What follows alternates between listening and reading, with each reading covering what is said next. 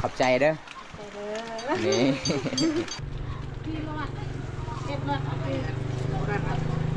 สวัสดีจ้าแล้วก็มาที่ไซนี่ฮะมาที่ลุ่มเอานี่พี่น้องสบายดีไหมเท่าสบายดีอ๋อแล้วบอกเขาให้นะยังมาได้แล้วนี่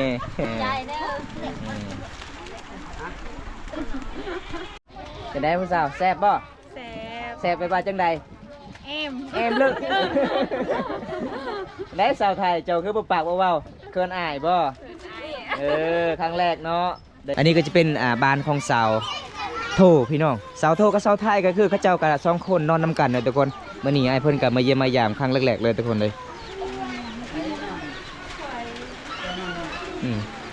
อ๋ออันนี้คือเขานอนโสดเนาะอยู่นี่เนาะ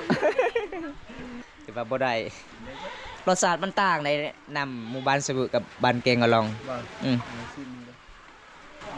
ต่างได้มีอาหารกินเรามาซ้อโอ้ได้ปลามาที่ไซนี่น่ะปลาซิวบ่โอ้ไอเพื่อนมาเยี่ยมมายามครั้งแรกเป็นยังไงรอบ่รออ๋อคันสมมติว่าไอเพื่อนมักเจ้าที่มักบ่ไอหลีบ่เนาะก็เห็นเจ้าแต่เมื่อวานนี่เจ้าเห็นไอเพื่อนเจ้าหัวควันตลอดเลยคอยถามว่าเป็นยังโอ้คอยเห็นไอเพื่อนรอหลีบ่โอ้จักเปอร์เซ็นต์เจ้าเห็นรอ100%คันบ่มีไผมักไอเพื่อนเจ้าสิมักบ่คันเรามักบ่โอ้ว่าแท้บ่เนาะโอ้ไอบ่ได้มักโอ้ไอเพื่อนก็รอใจก็ดีเลย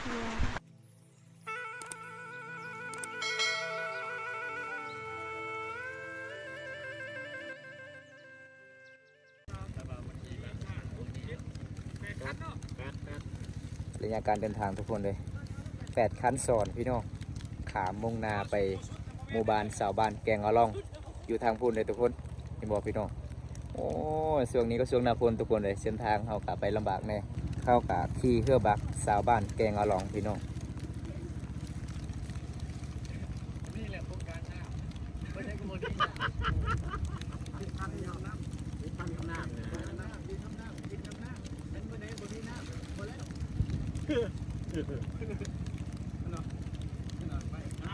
มีน้ำจะเศร้า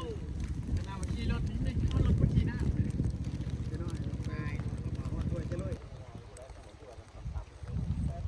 คันโอ้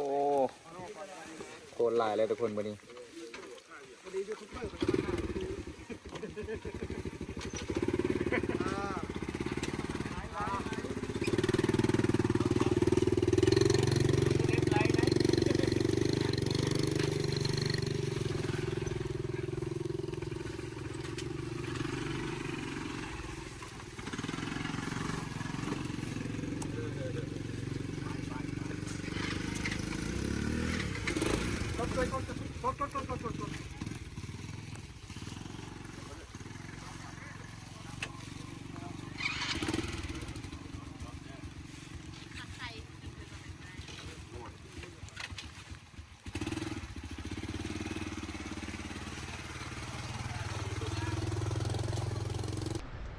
เอาสบายดีทุกคนสบายดีบรรยากาศตอนเช้าๆทุกคนเลยเมื่อนี้ระยะการเดินทางคนลำบากในพี่น้องช่วงนี้ก็ช่วงหน้าฝนแต่โคตรเสียวก็คือขามเซลนองทุกคนเลย8 คันซ้อนเลยทุกคนเมื่อนี้ก็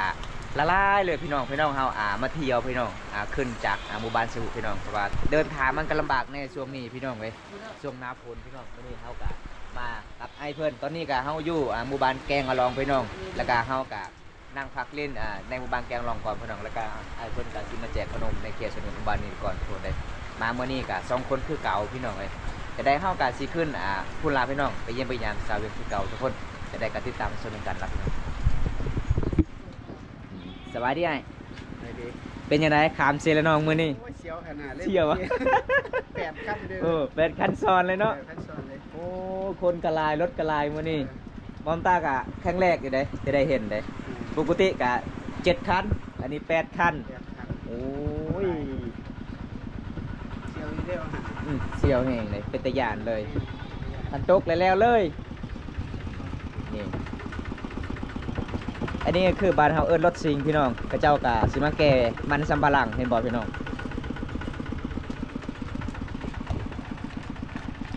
ยามตอนเช้ามื้อนี้คนในนาพลเขตชนบทหมู่บ้านชาวบางแกงหลองทุกคนเห็นบ่เพราะว่าเฮือนในหมู่บ้านนี้เขาเจ้ากันแบบโบราณเลยทุกคนแบบเดิมๆเลยทุกคนเลย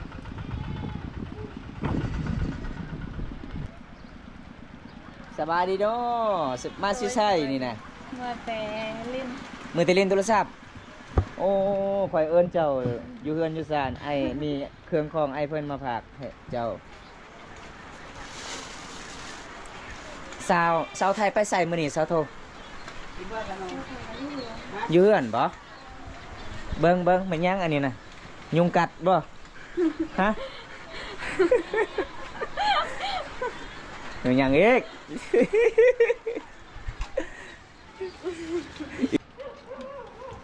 เปิดคุณวิทย์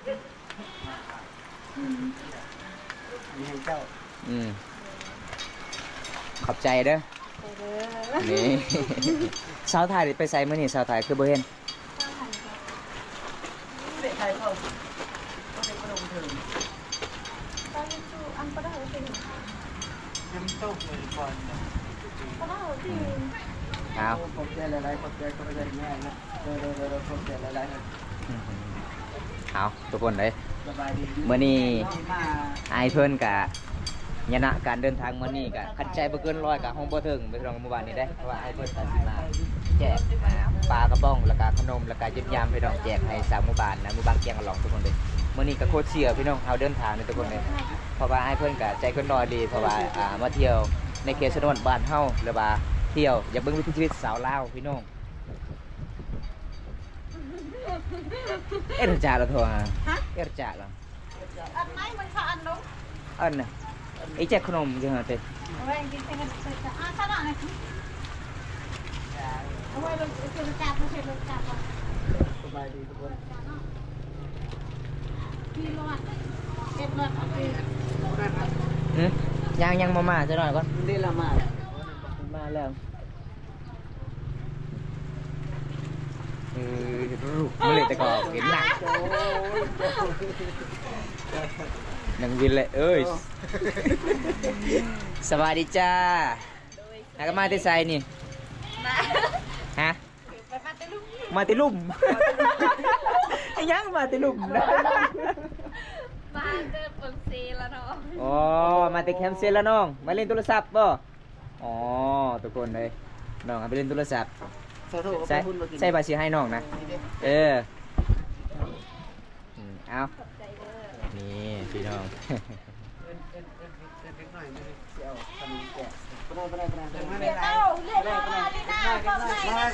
เอาขนมมาเพ่จะแก้วเป็ดแก้วนี่ปลาเลยเนี่ยนะเนี่ยนอนนี่จะแก้วเจ้าไหนในจะแก้วนี่มูดเลยมูด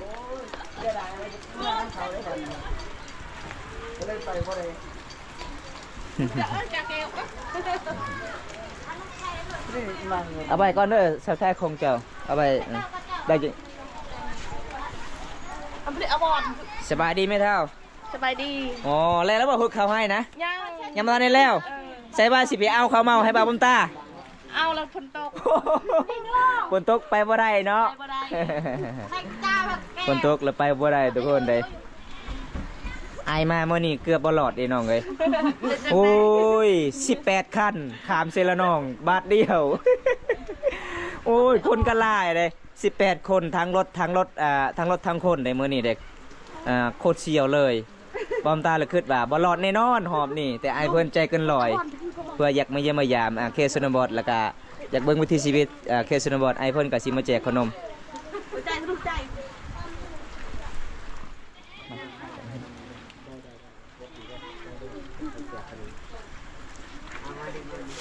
เจอมานะมุนมาแล้วมุนเอ็ดนอบเลยนะ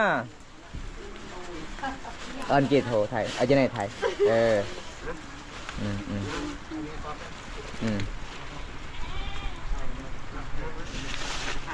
จะไปเลยเอาละเลาะไหมฮะจะอะไรไปเลาะจนมูดอยู่ได้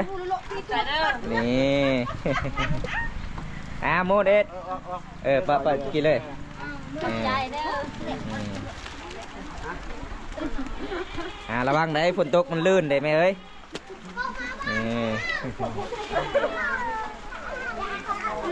เอาเขาบอกให้แล้ววันนี้ มาเอาขนมเลยแม่ผู้สาว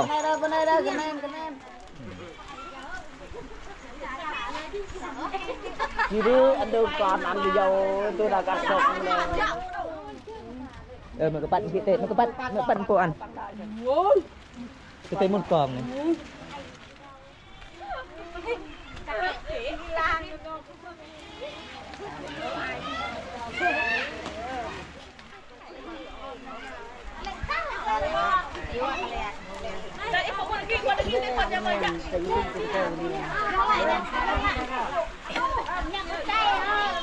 ปัจจัยเนอะ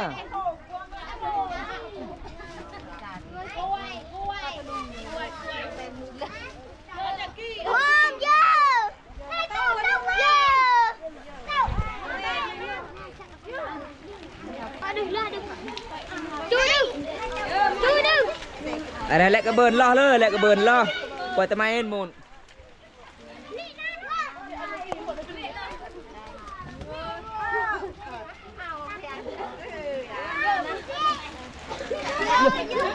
มือกอกในรูปเฮ้ยเด้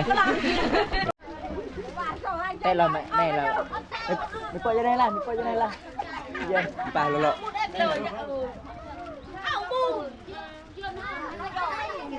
มาเอาแม่ไม่เท่า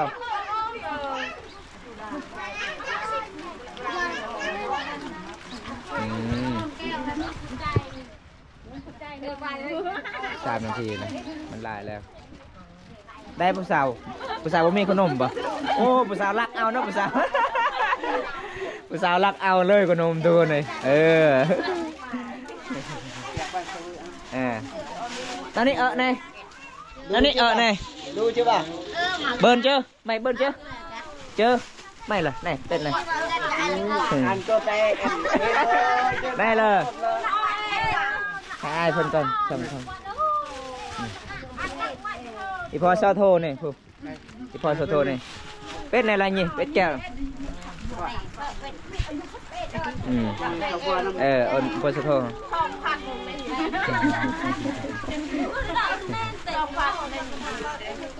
lài nó sao bà này nó lài vậy đấy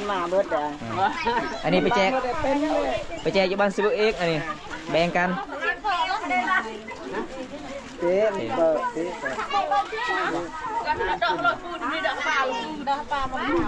บุกี้เปิดครึ่งถัง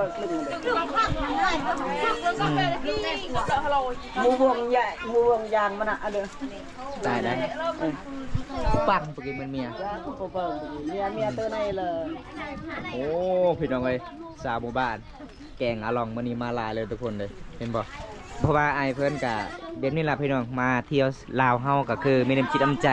แล้วก็สิมาแบ่งปันให้สาวลาวเฮาก็คือมีแต่ขนมแล้วก็มีปลากระป๋องเนี่ยพี่น้องแล้วก็ยำๆทุกคนเลยเพราะว่าไอ้เพื่อนก็เดินทางมาหลายกิโลแบบไอ้เพื่อนก็เห็นหมู่บ้านชาวบ้านเฮาก็ยังยากจนพี่น้องก็เลยไอ้เพื่อนก็เป็นสงสารทุกคนเลยเมื่อนี้เฮาก็ยังสิเดินต่อเพิ่นล่ะพี่น้องหมู่บ้านสะบึกก็สิได้ไปหรือบ่พี่น้องช่วงนี้ก็ช่วงหน้าฝนเลยทุกคนเลยยาม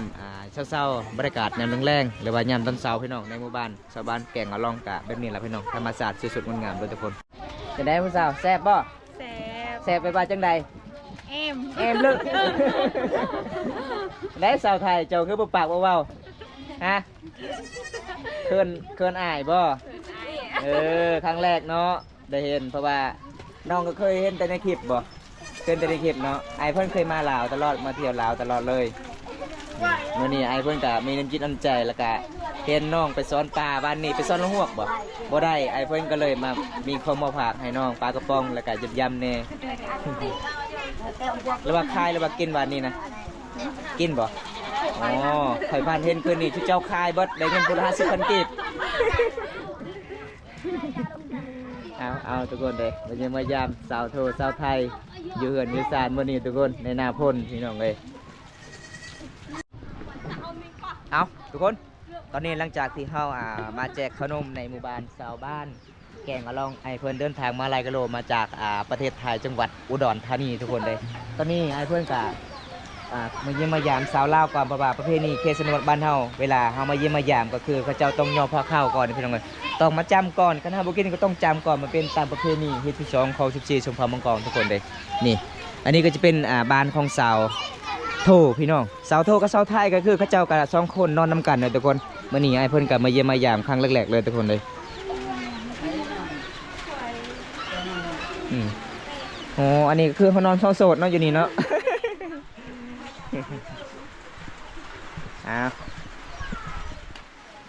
โอ้ยหนาวเลยเนาะบ้านเจ้าเนาะทางหนาวทางฝนบางค่อยฝนไม่ได้ตกเป็นมื้อนี้เด้แดดแห้งเลยมาบ้านเจ้านี่โอ้ฝนตกแห้งเลยผู้สาวงามเด้ก็เลยฝนตก พี่เราหายไปได้มาวันนี้เห็นคนตก เห็นฝนตก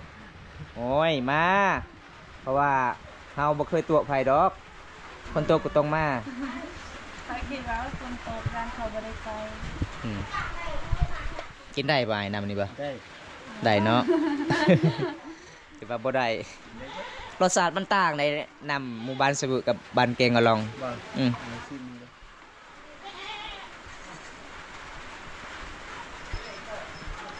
ต่างกัน ต่างได้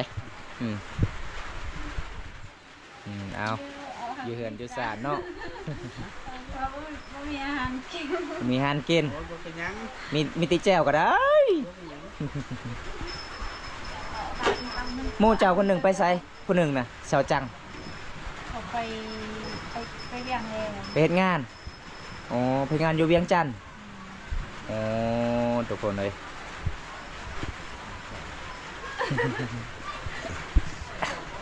คันเห็นแล้วยิ้มตลอดเลยเนาะสองคน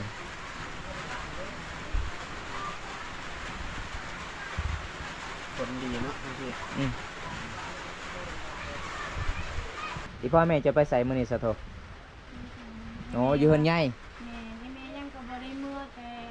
ส่วน ไปเอาหยัง เราว่าไปหาหน่อไม้ตั้งแต่ แต่เช้าโอ้ บ่ได้กินข้าวเช้าซ้ำแต่ว่าเมื่อกัน เจ้าคือบ่ได้ไปหาฝนตกจะเว้า ว่าฮู้โลกว่าฝนตกโลดจะสิเว้า ไก่แม่ก็สิไปเก็บมะเขือ อ๋อ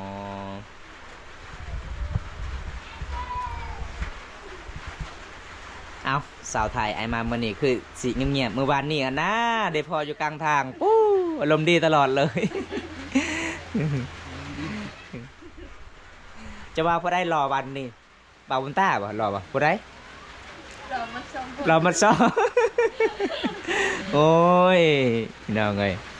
ได้พอสาวไทยกับสาวโทวันนี้อยู่กลางทางหลังจากเฮามาแต่หมู่บ้านสะบึพี่น้อง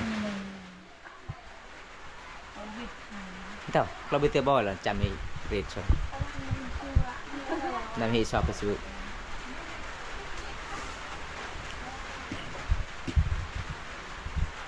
เรื่องเหรอไปแต่แรกมันเตะตันเติงเต้ cái tay nhàn tay nhàn ไปมาปกาเนาะโอ้กันอยู่เจ้ากับคอยหันหน้าเก่งจะว่าภาษาลาว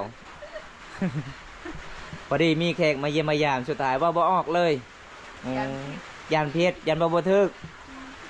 อ่ะเป็นยังคือจะว่ากับคอยคือถึกหมดเอา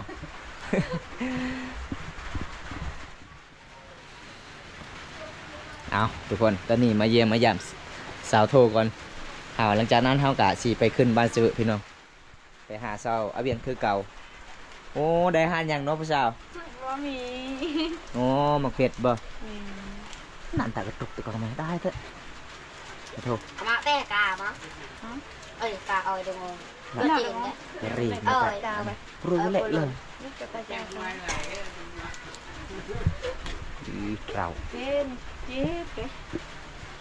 จะไปจ้าไว้จะไปจ้ากันไหม ประคอกเลยจ้ะมึงเบาเจนยืดรูปไหน ก็เมื่ที่งานเองจะเป็นงานเป็นเรื่อง โอ้ยพญาตั้งโนดูนี่ระบุตะดารุ่นแหละแม่แกคือเกิดประสบการณ์สอุ้ยเจอโอ้ได้ปลามาที่ไซนี่น่ะ ป่า ปลาซิวบ่โอ้ เอ้ใช่เจ้าเตียบอยโอ้จะไปซ่อนขึ้นนี่บ่เนาะฮะ ปลาละให้ อ๋อปลาข้าเจ้าให้บ่เจ้าได้ยังเจ้าซ่อนขึ้นนี่เคยเห็นเจ้าคือหน้าตาสิเมื่อยๆมื้อนี้มันแม่นจะเมื่อยจะไปซ่อนลงห่วงบ้านนี่บ่ เอาสิคั่วเอาบ่ นี่ โอ้เพิ่นก็สิคั่วปลาก่อนทุกคนเลยเจ้าละคิดว่าไอ้บ่ได้มาเลย โดย อ๋อ เห็นฝนตกคิดว่าไอ้บ่ได้มา อ๋อเป็นยังไงไอ้เพิ่นมาจากจังหวัดดอนรออยู่ปะ เหรอ รออยู่เนาะ แต่บ่มีคนเอาเจ้าสิเอาปะ เอายันบิ๊กโตไม่ได้เอา โอ้จำได้เขาบ่มักเจ้าโอ้ยน้องเอ้ย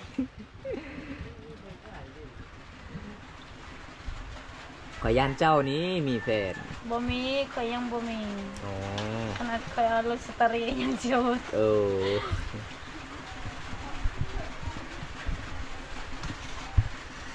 เอาไปกินปลาเนาะมื้อนี้เนาะได้อาหารแซ่บปลาจักโลปลาเจ้านี่คันสินับเป็นโลนี่เป็นโตนี่ฮอด100บนได้เพราะบ่100 โล โอ้ยฝนตกหามเลยเซาโทมื้อนี้เกือบไปบ่รอดเลย อันนี้ปลาทะเลเลย ปลาทะเล ปลาเขาอยู่ในนา ปลานวดปลาซิวเนาะ นี่มัน มันมีนวดกับปลานวด มันมีชิว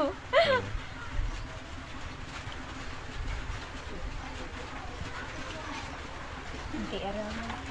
า ตัวเดินถูก เยอะคือประตูอาการมันจะเฮออนจดตรงครับแต่มัน ถึกตุ้มบ่นี่บ่เขาใส่ตุ้ม นี่ อืมเป็นยังไงเนาะสาวไทยไอเพิ่นมาเยี่ยมมายามครั้งแรกๆเป็นยังไงรอบ่ รอ รออ๋อคันสมมุติว่าไอเพิ่นมักเจ้าสิมักบ่เอหลีบ่เนาะก็เห็นเจ้าแต่เมื่อวานนี่เจ้าเห็นไอเพิ่นเจ้าฮู้ว่าควรตลอดเลยคอยถามว่าเป็นหยังโอ้คอยเห็นไอเพิ่นหล่ออีหลีบ่ ลอยหลี โอ้จักเปอร์เซ็นต์เจ้าเห็นหล่อ ลอยเพื่อน 100%ถ้าบ่มีไผมักไอเพิ่นเจ้าสิมักบ่คันเรามักบ่โอ้ว่าแท้บ่เนาะ โอเค โอ้ ไอ้ไม่ได้มักใคร อ๋อเพราะว่าไอเพิ่นก็เดินทางมาจากทางไทยเนาะไอเพิ่นก็หล่อใจก็ดีเลยเยี่ยมมายามกับมีผักมีของมาฝากอีกมีหลายแนวเนาะทั้งสามหมู่บ้านเพราะว่าไอเพิ่นก็เห็นเจ้าแต่ในคลิปเลยครั้งแรกไอเพิ่นก็เลยชวนบ่าวตาแวะมาเยี่ยมมายามอยากเบิ่งวิถีชีวิตน้องๆแล้วก็เบิ่งตัวจริงเพิ่นว่างามแท้อยู่ในคลิปก็เลยไอเพิ่นก็อยากตามติดวิถีชีวิตน้องๆเป็นจังไดก็คือแบบนี้เนาะบ้านเฮาเนาะแบบเดิมๆบ่มีหยังมีติดใจนี่แหละอยู่ด้วย อยู่น้ำเอาจะไปได้ไปซอยสาวโถไปเอา